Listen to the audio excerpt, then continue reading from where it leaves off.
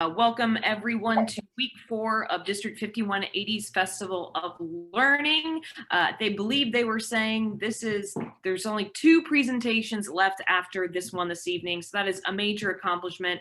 And I just want to commend everyone who worked on this event, specifically Rob Sachs, Desiree Wilson, Karen Sendro, Mary Jo Edmondson. I know I'm missing so many people, all of our tech volunteers, but I think I got it.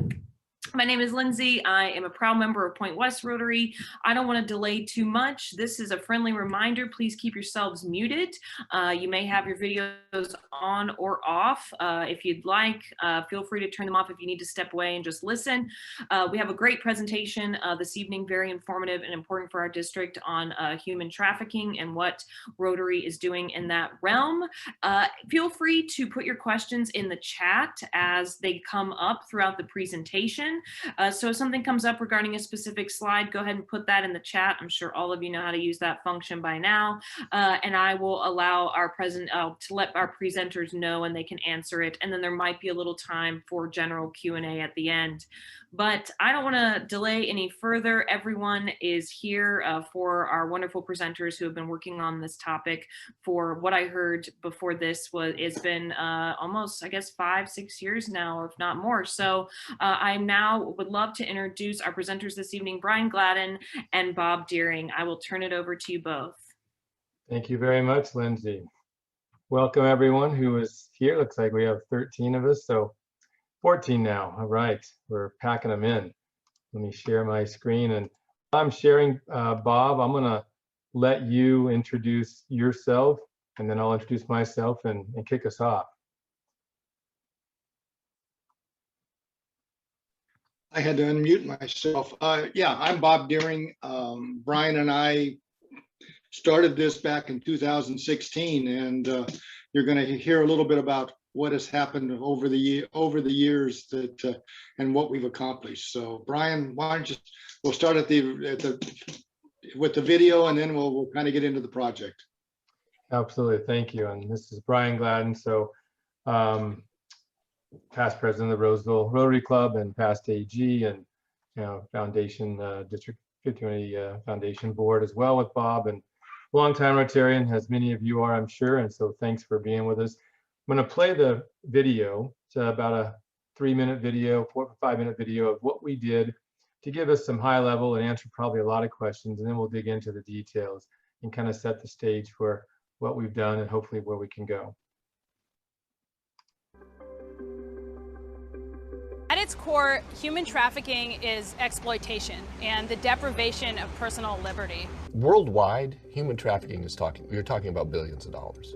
This is a $20 billion global business, and a lot of that business is driven in the U.S. It can happen anywhere, and again, they prey on people's vulnerabilities. And everybody out there either has kids, grandkids, friends of friends that have girls, which is the majority, in this target age. It can happen in big cities, it can happen in small towns, it can happen in rural areas too. So we have to do something about it. We've got to continue to educate, help them make safer choices so they can defend themselves. Education of the community is important because there's so many people that think of human trafficking as just being this distant issue that happens in some third world country, and they'll ship these foreigners in. Raising awareness can help in a lot of ways. The target age for human trafficking in the U.S. is 11 to 14-year-old girls. That's exactly the age of my girls when we started this. Whether it be teachers, parents, community members, if they know what signs are and what to look for and what makes some of these young girls vulnerable, then they can help that way, either by calling the police or helping directly to the young women. But the most important tool that we have to combat human trafficking is prevention through education, and that's why it's so important to make sure we are arming young people with the tools to protect themselves and to protect each other. The public awareness campaign was 3 months, and our partner, the Voices and Faces Project in Chicago, created an in-your-face ad campaign called The Ugly Truth. Street art, buses, light rail, gas stations. They were open to the idea that this shouldn't be one thing. It shouldn't just be education. It shouldn't just be advocacy. It shouldn't just be community outreach. It shouldn't just be a media campaign, that it needed to be this multifaceted effort. Prevention through education is the gap that they said Rotary could fill. We need prevention starting at a young age in our classrooms, to our kids, to our teachers, and we need to educate the public at large of really what does trafficking look like in the U.S. especially, and what can they do about it. So Three Strands Global Foundation in 2014 joined forces with Love Never Fails and Frederick Douglass Family Initiatives, and we created Protect, prevention organized to educate children on trafficking. As a teacher, the Protect curriculum it's one of the most awe-inspiring lessons when you watch your own class and then the students that you don't know. There is an attention that you don't have on an everyday basis with a room full of adolescents. The idea was to holistically create a program that would be a continuum of care, from protocols and making sure that teachers and administrators and nurses would know what to do if they actually identified a victim of human trafficking, all the way to training the educators and educational staff, the curriculum for students, and then data. What was exciting about this project with Rotary is that they and we came together and identified people doing really extraordinary work around this issue. We thought elementary school is really the place, right? We want to make sure, knowing statistics, knowing when kids are accessed online and have their first phone or iPad, we wanted to make sure that we get before that. The kids in the classroom, that's what we're all here for. That's what we do. So there is this silence that's in the room, and all eyes are fixated on what's the next thing you're going to tell them, what's the next fact. It's a really moving curriculum. We have educated over 32,000 students in just the past year and taught over 800 teachers in just the past year. That number will double in the next school year.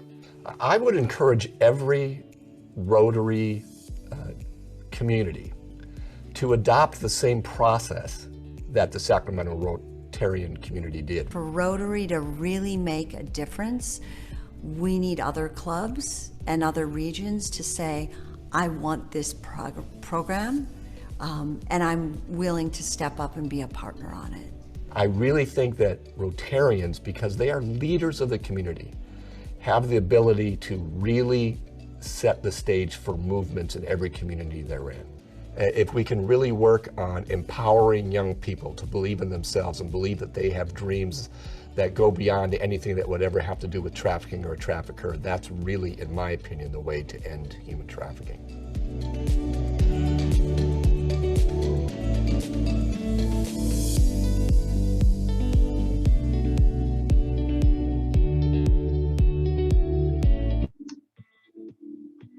All right. Let me stop the video.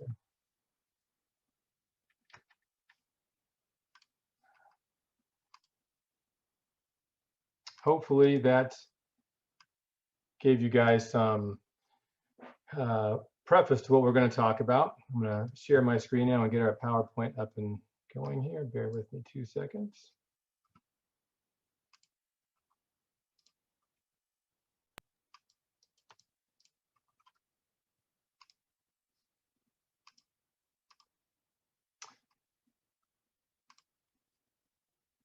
All right, I believe you can all see my screen. So, making difference in our own backyard, that really was the kind of theme for our presentations to other Rotary clubs, other districts around the world. And what we're going to talk to you tonight is, why did we start the project? What was it? How did we do it? What were the outcomes? And then what's next? And how do we sustain this and keep moving forward? So initially, back in 2016 is when we started this, January 2016.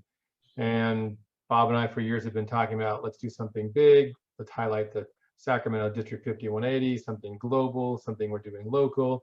And he came back and from a peace conference and said, it's human trafficking. And I looked at him like deer in the headlights. Okay, what do we do and how do we do it? And I know nothing about it, but I'm against it. So, okay, let's do it.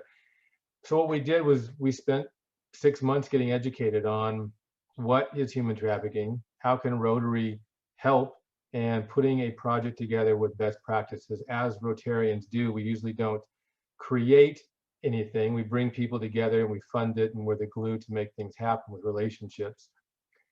So why human trafficking? Well, it's the third largest and the fastest growing criminal activity in the world, only behind drugs and guns. And that was shocking to me. That's from the FBI. Over 40 million people globally are enslaved. That's the population of California that are trafficked, and that's really modern day slavery. That's both labor and sex trafficking. And in the US, we kind of think of trafficking as sex, but actually labor is bigger around the world. 2 million children are exploited in sex trafficking globally every year. And it's a $150 billion industry, which is why it's growing so much, because it's lucrative. And the entry age is 12 to 14-year-old girls. That's the target. Every day in the US, there's 100,000 people trafficked. And California has the highest volume of sex trafficking in the US. And so why Sacramento? Well, Sacramento is one of the hotbeds for sex trafficking in the US. So this is a local, nationwide, global issue that we thought, all right, we can put a stake in the ground, try and make a difference locally, and create a playbook and a platform for other people to follow in what we've done. So if you had one slide to look at it, it would be this slide. And this is from Polaris, which is the group that really tracks all the data, works with the National Human Trafficking Hotline back in DC. And basically year over year, we're looking at about a 20% increase in human trafficking. And this was from 2019. So the data for 2020 is probably going to be even another 15 to 20% increase. And that's good and bad. Well, it's bad because it's obviously increasing, but the good piece is it's increasing because we're actually tracking it and we're acknowledging that it's happening. And you can't manage something until you're monitoring it. If you don't believe it's happening, then you're not looking for it. If you're not looking for it, you're not going to put it in a database and track it and have metrics around it to actually have a database to have this increase. So the fact that every state now is showing that there is activity means that they're actually aware of it and they're tracking it. And if you go back, you can see that the hotbeds, the East Coast, Florida, and California, the usual suspects where shipping from people coming from outside the country, a lot of foreign nationals, easy access between Mexico, Canada, the Pacific Rim, and overseas. So when we got educated around what is human trafficking and how can we help, one of the first things that we were educated on was what is human trafficking, what it looks like. And this was new to me because like many people, you think of, oh, it's somebody that's kidnapped, and whether they're taken from here overseas or shipped from overseas here, and poor non-US person. And that's wrong. That was maybe the old days, and that still happens, but that's the minority percentage of what happens. It's usually US kids that are trafficked here locally by somebody that they know or have become friends with. And the first bullet, exploited by friends and family, is the number one thing, which is really, really scary. And the new ways of trafficking is not the old tactic of, again, just kidnapping. It can be, but it's really around fraud and coercion, becoming friends with somebody, getting into their inner circle. And then over time, that trust, they then violate it. They take them somewhere, they tell them to do something either for love or because they have to, get them hooked on drugs. And there's a lot of things here. There's the drugs, the violence, coercion, but also this thing called the Romeo syndrome, which we learned about, which is really usually men, 18 to 20 something, that befriend younger girls, show them affection, buy them gifts, become their boyfriend, and then after time make them do these acts. And so they're girls usually with vulnerabilities, can be boys as well, that are looking for that figure to be nice to them and to show them some love. What's interesting of what we learned of how we can help is that most of the public, as well as teachers and kids, don't know what to look for. And so we were told that, there's a lot of great services for victims, places they can go to get help, and obviously have law enforcement. But the third leg of that is the prevention up front of educating kids and teachers and the public of what does trafficking actually look like now, and how do we educate kids to make safer choices. So that started the grant, and we called this the Reverse Grant. And it was approved in November of 2017. And what it consisted of was two pieces, really.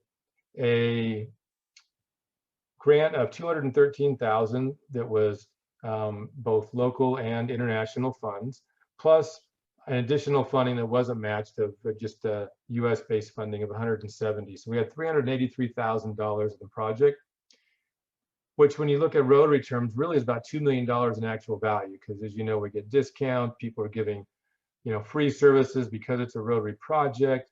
So when we vetted it all out, you're looking at about $2 million if you just went out and said, I want to do a campaign and paid retail prices.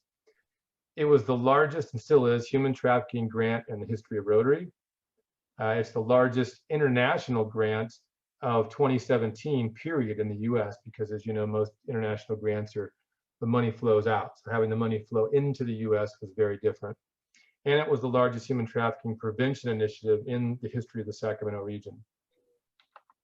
So how does this break down? Well, our partner, which we'll get into, 3 Strands, did the education piece. $230,000 went to the Protect program, which was to educate upwards of 80,000 students and teachers over the couple-year period. And the other piece was $150,000 for a 3-month public awareness campaign by The Ugly Truth, which you saw Ann Ream there. And we'll talk about the impact of both of those. So the first one, we said, well, let's make sure the public knows what to look for, who to call, what to do, so that they can actually say something when they see something. And this public awareness campaign was called The Ugly Truth. You saw in the video Ann Ream, who's the CEO. She is a victim. She's a survivor of trafficking. She's from Chicago, and she created a company, a nonprofit called the Voices and Faces Project. They rolled this campaign out called The Ugly Truth, which is an in-your-face ad campaign, in 4 cities before we brought it here. San Diego, Chicago, DC, and San Francisco. And we said, let's bring it here and also brand it with Rotary, because before that it was just the Voices Faces on their own, working with district attorneys and counties, but Rotary wasn't involved. So this is the first branding with Rotary.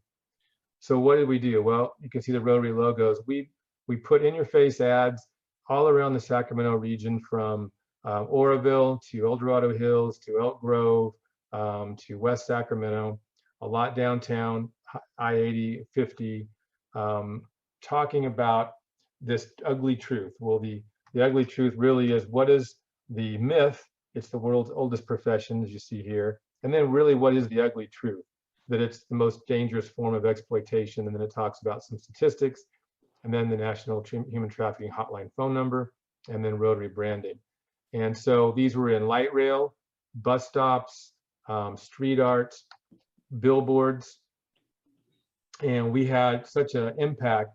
If you know anything about advertising, which we had to learn about, an impression is when you see something like a billboard. If you're driving down the highway and at a time of day, there's 1,000 cars that pass by every minute of a billboard, well, that's 1,000 impressions, because you're going to see that billboard. In the 3 months that we ran this, was around the fair time, as well as in the summer, as well as some other sporting events. We had 78 million impressions that we'll touch on in just a little bit about impacts. The second piece of this was around educating the kids and teachers about how to make safer choices, to prevention through education, because most of the time it's the young kids that get involved because they are coerced and fraud, and they don't know that someone is actually out to harm them. Then they get into the life, and it's hard to get out of it.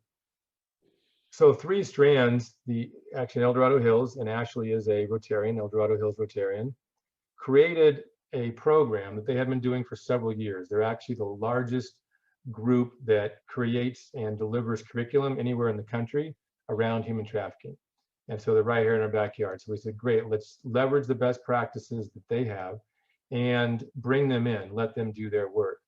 And so their work is actually creating an entire continuum and trainings and protocols where they will go to the school district, the county, the school itself, and get the stakeholders, train the teachers on the curriculum, what to look for, and then create protocols. If you see something, who are you going to tell? Well, okay, the school nurse, the principal, the community service officer. Well, do they know what to do? And what's interesting is 99.9% of all schools had no idea what to do. Do I just call 911? Do I tell somebody? Principal had no idea what to do. So they got educated. And we have all these drills and protocols for fire alarms. There was nothing for human trafficking. So they do that at a county level sometimes, then deliver the education to the teachers to become the trusted advisor. So train the trainer, and then the teacher can deliver that to the students because they see them every day. They need to know what to look for. If I see a sign, then I can have that talk with the student to be that trusted person and to be able to identify the signs and be trauma informed. So they talk about, all these groups are involved, how to take action, prevention. We had community nights, parent nights, and even Q&A sessions before these. So the curriculum itself, what is it? Well, you have 4 different kind of segments. And back in 5th grade, the elementary school, really around safe people and safe choices, right? We don't really talk, they don't use the words human trafficking, kidnapping, slavery. It's all around, who's in your safe space, what are some good choices to make, stranger danger type things. And then in the middle school, 7th grade, 8th grade, it's much more about you, your body, that it's yours, you're a masterpiece, you can, say no, you need to understand right and wrong. And then into high school in 9th grade is really in your face around human trafficking, because this is a significant target age. And obviously high school kids know what's going on, the signs to look for, how people are trying to trick them, how they're becoming friends online with them using technology. And then in 11th grade juniors, it's much more about linking current human trafficking as modern day slavery, linking it to historical slavery, from labor, sex trafficking, and all of these historical perspectives.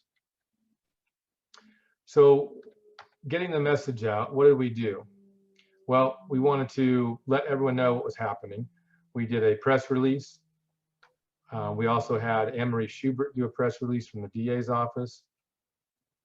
We had a press event and collaboration. We brought in 50 different stakeholder groups, victim services, advocates, law enforcement, SAC-PD, the county, child services, and all the nonprofits who worked in the space locally. We, My Sister's House, 3 Strands, obviously, other groups, to talk about what we were going to do, get feedback from them on the messaging, what they'd like to see change, what they want to see included, to make sure that everyone's bought in to understand how it could positively affect them, because we are helping the entire ecosystem. And then we did a press event on the steps of the Capitol, Bob and I with Chief Hahn, Assemblyman and sheriffs, Anne-Marie Schubert, as well as our partners, 3 Strands and Voices Faces. And here we got another photo op. We also did trainings for you Rotarians, if maybe you were in the classes back in 2017, 2018. We rolled these out several times a year and protect, so you could understand the curriculum, get to see it, so you could talk intelligently about it. A lot of people on the committee, and they wanted to be able to tell other clubs, other districts what we're doing, other schools that maybe their kids go to. And so also the Rotarian Action Group Against Slavery that Bob will talk about was very involved, and we tried to get the word to them to be a more national level. So what were the outcomes? Well, Bob, are you taking this or is this me? I'm taking this. That's what I thought. I'm taking good job, Brian, and thank you very much. You want me to put my screen up? Okay. Whatever you want to do. That's okay. I can share my screen. Hang on a second.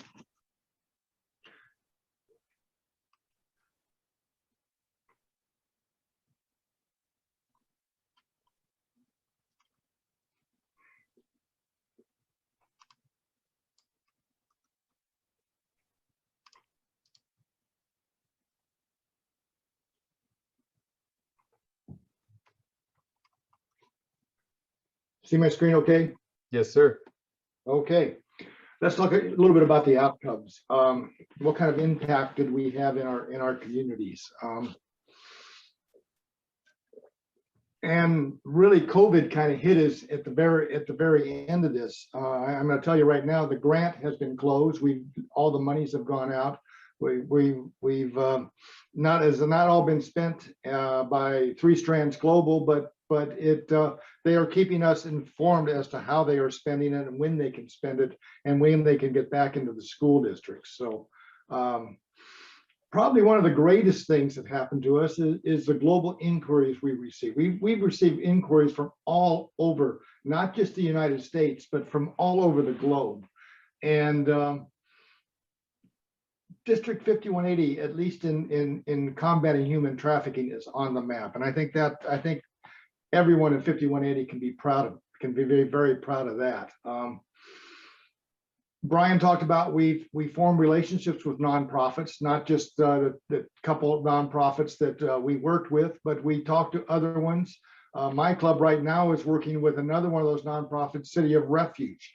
They are a nonprofit that brings trafficked ladies in and houses them in the South Sacramento area. So we've starting to form relationships, and I know other clubs in the district are doing that also.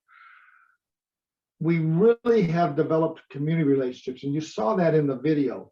Anne-Marie Schubert, she didn't have to put out a press release after our press release, but she did because she felt what we were doing was very important, and she wanted to really help us. Chief Hahn has been in Sacramento, has been a big supporter and has done a number of things. What we've learned over it is we've increased the knowledge of our teachers and our students who have seen these programs by 80%. You know, part of a global grant is you need to have do statistics and find out. And through the Arizona State University, the Three Strands Global is getting both a beginning questions and ending questions, and in finding that when we're able to get into the schools, both teachers and students, their knowledge is increased and they understand more about what is happening as opposed to not. This program has been in every school district in some way, shape, or form in District 5180. They're aware of it. They might not have used it, but they are aware of what we're doing, and that's one of the feedbacks. And we've heard that more than once. Probably the most important thing to me is the student self-identifications. I've been to maybe a dozen of these presentations that have been done, and I can say that in every one I have seen, and these are from just a classroom to maybe an assembly where you have 300-400 students. There's at least 2 or 3 students after it's all over. You see them go up to presenters and start to talk to them. No, I don't know what is said. I don't need to know what was said, but I'm told afterwards that what they were talking about is happening to those students, and we are starting to give them the information they need to stay out of the problems. Brian told you earlier, we had 78 million impressions. We were hoping that the Polaris through the hotline could give us how many more calls came out of the Sacramento area. They were unable to give that to us, but during the time frame that we were doing our campaign, there was about a 15 to 20% increase. They have said nationwide there's a 15 to 20% increase. Because California is a hotbed, my feeling is that we help to solidify that, at least in our area.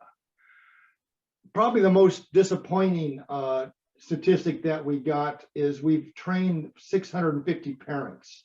We learned early on that we can't train the teachers without the parents knowing what's going on. And so our formula we originally had was changed 2 and 3 times as we went along. And we started having parents meetings. The parents meetings were later on in the development of the grant, 2019, 2020, so on and so forth. This is a disappointing number to me. We trained almost 1,400 teachers in the time frame that we have done up to now, until COVID stopped us. And at that point in time, we had trained almost 57,000 students. There's still money in the coffers, and we know that there are other school districts, one of them being predominantly Elk Grove School District, which I'll talk about in just a couple minutes. Sustainability, everybody knows Rotary projects need to have sustainability, and that's an important part. Since the grant is done, Brian and I, about a year ago, put out a letter to every Rotarian in the district whereby we said, we've done our job. We've started this thing. We would sure hate to see District 5180 stop doing it, stop working in the area of human trafficking. And here's things that you can do. Here is something that the Rotary Club of Laguna Sunrise did with their program, and I'm really proud of what they did. But what they did is they took a district grant, $2,000 of a district grant, along with $3,500 of their own money. They're a 50-member club, and they developed billboards in their junior high schools in Elk Grove. They talked to Ugly Truth. Ugly Truth gave them a cutback in some of the Ugly Truth type of campaigns. And in 5 transit shelters in Elk Grove, they put up the same campaign that we conducted through that 3-month period. They also worked with the people who own the electronic sign in Elk Grove, and both the northbound and southbound got the ads that we're seeing on the electronic signs. And more importantly, the Rotary Club of Laguna Sunrise was very instrumental in getting us into the Elk Grove Unified School District. One of the things we thought, since we had money and here's something that's mandated, people were just going to jump at what we're doing. Well, that's in this day and age, that's not going to happen. And we had to go through the various curriculum boards of Elk Grove Unified School District to get to it. But the Rotarians in Laguna Sunrise, who have a lot of juice in that community, they helped work it through to where now this program is now in all of the 7th, 9th, and 11th grades, and teachers and students will be educated through the Protect program. So I really want to thank Laguna Sunrise for what they did and bring it to that community. I'd love to see other clubs jump in and do this.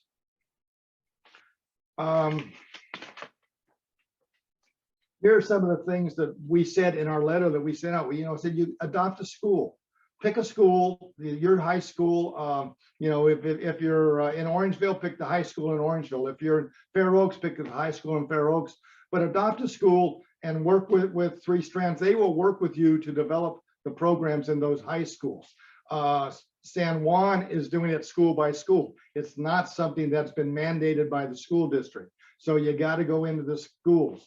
Up in the Yuba and Sutter counties, you got to get into the schools as opposed to the Office of Education. It's not working that way.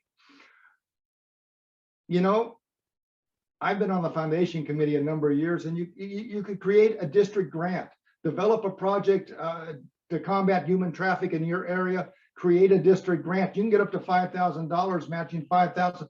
There's a $10,000 project you could be doing in your own backyard. You don't have to work with Three Strands Global. You don't have to do the outreach campaign. I just got through telling you what my club's working with City of Refuge. It's a nonprofit in the South Sacramento area, and we're starting to work with them on the second year in a row on various projects they have going on that is combating human trafficking. We all have interact clubs that we're working with. Leverage your interact clubs. One of the first projects that we went was out in Orangevale, and the interact club is the one who pushed this in their high school, and the school out there. I can't not right on the tip of my tongue, but interact clubs. This is something we can leverage them, and the four-way test and what have you. This is a great way. You can create your own public awareness campaigns, and you can use the services of Rotary Action Group Against Slavery. And I'm going to talk about that in just a couple minutes. So what has happened since we brought this to our district? Well, right now we are kind of in the initial stages, and if I could get off my dime to start working on it, we're looking to develop a Rotary Club that's focused on combating human trafficking. These type of clubs now are becoming very important to Rotary, and if you have a one-dimensional where I just want to have develop projects to combat human trafficking, then maybe we can develop clubs that can do that. They're right now developing a club on veterans issues. This is another one that I really want to look at to develop. There's 3 districts throughout the United States now that have their own human trafficking Rotary Club developing. I've been asked through Rotary to help develop a one-day workshop in the Western United States to highlight and combat human trafficking. There are 22 people in the Western United States that we're going to be developing a summit somewhere in I believe it's going to be in Southern California to highlight this, that we're going to be streaming out to everybody in the Western United States. So these are things that have come from what both Brian and I have been doing. Both Brian and I have been giving speeches throughout the Western United States highlighting our project. I've given speeches in Oregon, in Washington, in Nevada, all up and down California, not just on Zoom, but there were times before COVID that I was going to various districts and doing 2 and 3 speeches in 2 or 3 days to various Rotary clubs. So what we're doing in 5180 is known at least throughout the Western United States, and yes, it is known throughout the United States and the world. Right now, there are 3 districts that have a global grant in process that is basically duplicating what we did. They have come to us. They have come to Three Strands Global to get the education part of it, and have found that it's much easier the second and third and fourth times to put this project together. We gave both Brian and I gave them the snags that we were running into, what the problems were, why we couldn't get matching funds for that extra $180,000 Brian talked about, and now they are starting to put them together. And there's one right now that's going to basically do all of the school districts in Riverside and San Bernardino counties. That's one of them right now. Rotary Action Group Against Slavery. That's something both Brian and I got involved in. We at the Atlanta convention, we were just in the initial stages of putting this together, and we were asked to come talk to the Rotary Action Group Against Slavery. Anybody who was on the presentation that I did yesterday on action groups knows that these are groups of people throughout the entire Rotary world who have a passion to do something in a certain area. Rotary Action Group Against Slavery is fighting human trafficking. That is their main focus. But we started talking to them in Atlanta, and when Desiree and I were in Toronto, both of us met with them one more time, and they were starting to say, hey, you know, this education, this is something we need to put our arms around. And we met with the education people of Rotary International, and all of a sudden Rotary International says, hey, this is something we need to really be looking at. All started in District 5180. So we helped bring this focus to education in combating human trafficking. This was us. This is what we did. Through this, we developed relationships throughout the world. There are people in Australia, there's people in New Zealand, there's people in England, there's people in Thailand, all of them saying, hey, how can we do something? How can we do something to combat human trafficking? But education has got to be the focal point. Yes, we can do something to help people who were taken out of it, but that's a onesie twosie type thing. We can make a big difference if we can educate the populace in some way, shape, or form.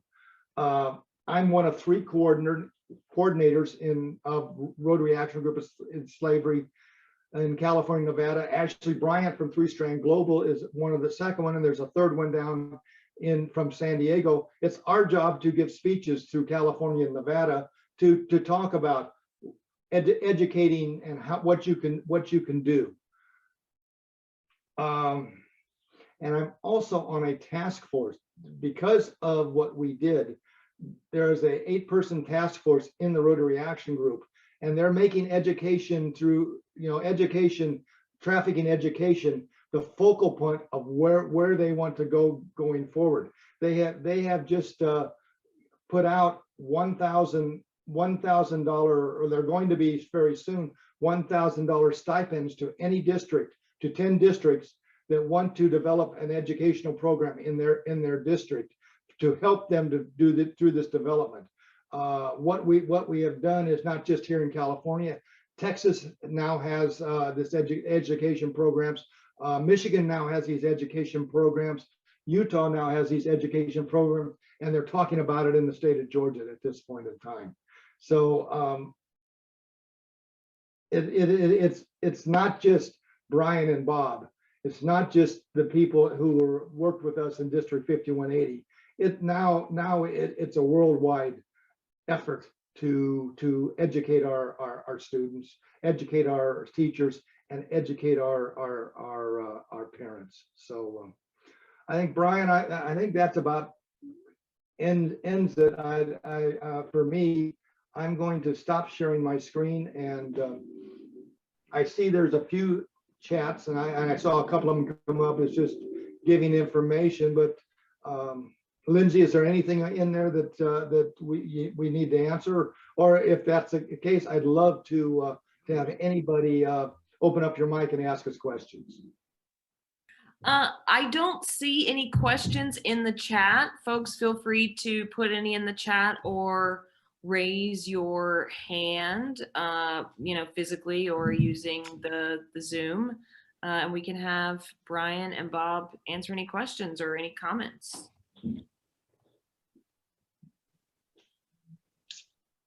I'm going to go ahead and make a comment, if I may. I got to work on this project with Brian and Bob, but I got to tell you, I'm so proud of what you guys have done. And this is the power of Rotary. 2 people got together and said, we need to do something in our district. And I'm amazed by the video, amazed by the work that we did and continue to do, and what the clubs are doing. So I really appreciate what you guys have done, the hours and hours of effort and time and energy to put into this project and get us to where we are. So I appreciate it. Thank you so very much. But thank you, Desiree. But it's not just Brian and I, and we had 20 to 30 different people who volunteered to help and have done it. It's the Rotary Club of Laguna Sunrise. It's the Rotary Club of East Sacramento. It's the Rotary Club of Roseville. All the people who have helped us along the way, we just became the mouthpiece. Yeah, most of you. So you, Leanne, Ken, Mary Lynn, Karen, you guys were all in the committees. So thank you. You guys did tons of stuff. So that was awesome. We do have one question in the chat from Leanne Renero, which is, what is RI doing to help promote your efforts worldwide? This seems like something Rotary International needs to promote, given it's a worldwide issue. I'll try to, let me try to address that, Brian, because through the Rotary Action Group, I've seen this. Rotary's stance right now is we can't do anything until we eradicate polio. Most of our money is going to that. We're going to the global grants is it. I got a little bit of a sense when President Holgernack was talking to the Rotary Club of Sacramento at a meeting a few months ago. And someone asked that question about could human trafficking be, the next worldwide issue? And he basically said, well, that's a political issue, and so I'm gonna give kind of the politically correct answer is Evanston needs to be educated, and this has gone back to the Rotary Action Group Against Slavery. And part of what the committee I'm on is we are developing ways to get to the trustees of the Rotary Foundation, and I think you'll see something coming through in the next 6 months or so, and you might not see it, but I think the foundation trustees will see that this is a lot bigger than what they think, and especially when we start doing things like the summit we're going to do here on the West Coast. There is at the Zone Institute in Houston, it's centered around human trafficking, so it's starting to get a little bit of a groundswell. Again, it is kind of a political issue, because what we think of human trafficking is not what is thought of as human trafficking in Asia. And where parents are selling their kids because they can't feed them or what have you. So culturally it's a little bit of a minefield you have to walk through. Yeah, I'll just add a few comments there. There's probably never going to be another thing like polio, right? There's never going to be one thing at Rotary. It's going to be a broad swath. But a couple of things that I think that, besides what Bob talked about, that could help is Marga Huco, John Huco's wife, is in Chicago Rotary 1, and she's, I think, now the president this year, or maybe it was last year. So she was very interested. She was at the Peace Conference a year and a half ago when we presented, and we talked several times. She really wants to bring this to her club, and obviously having the ear of John is a big help, and then get to the trustees. So she's really interested, in what's a big help there is the Voices Faces project. Ann Ream, who you saw in the video, Ann is in Chicago. So we put Ann with Marga together. They've already met. So hopefully being there, Marga having John's ear, it can get a little bit inside traction, at least not as the next big thing, but hopefully more clubs and districts will know about it. And Marga's going to be, if I'm not mistaken, the president of Chicago 1 next year. So.